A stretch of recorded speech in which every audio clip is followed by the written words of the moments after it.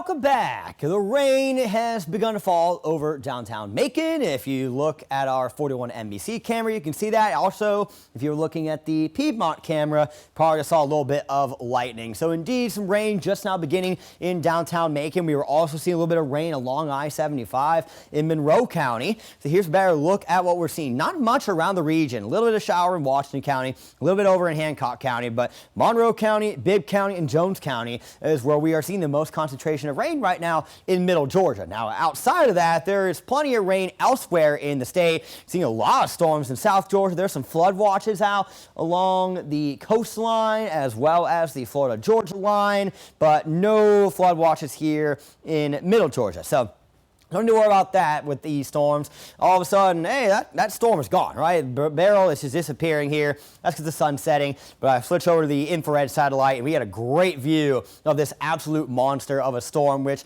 per the 5 p.m. update, had 150-mile-per-hour sustained winds. Once that's over 157, it'll be a Category 5 storm. So right now, strong in Category 4, and even if it were just a 2 or a 3, keep in mind that the category number only references the wind speed. It does not account for flooding, storm surge, all those other hazards that come with a hurricane. The good news is it will not be coming for us here in the U.S. more than likely, but Jamaica potentially could be staring at a landfall with this thing, or at least getting brushed by it. So prayers up for them. Hopefully it won't be too bad as it makes its way through the Caribbean. And behind Beryl, another potential storm, Invest 96L. If that were to get a name, be the D name. There actually is a C as Chris. It formed in the Gulf and made its way into Mexico. So that's why we haven't talked about that one. Continuing through this evening, outside of the rain we're seeing right now, shouldn't be a whole lot of it. It's very, very limited in terms of what we are seeing out there. Most of us are just going to see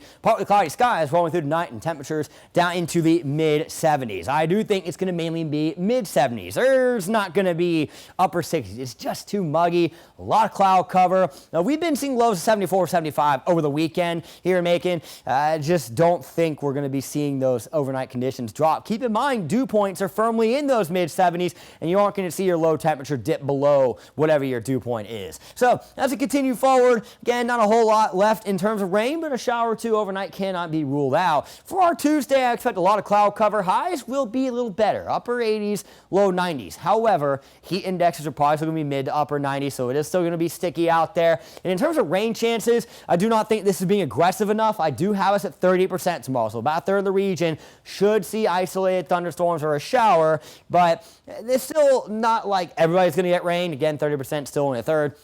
As we go through tomorrow night, mostly cloudy, some fog also possible, and we'll rinse and repeat that again on Wednesday, but perhaps a little more sun. We'll check out beyond that in 10 seconds.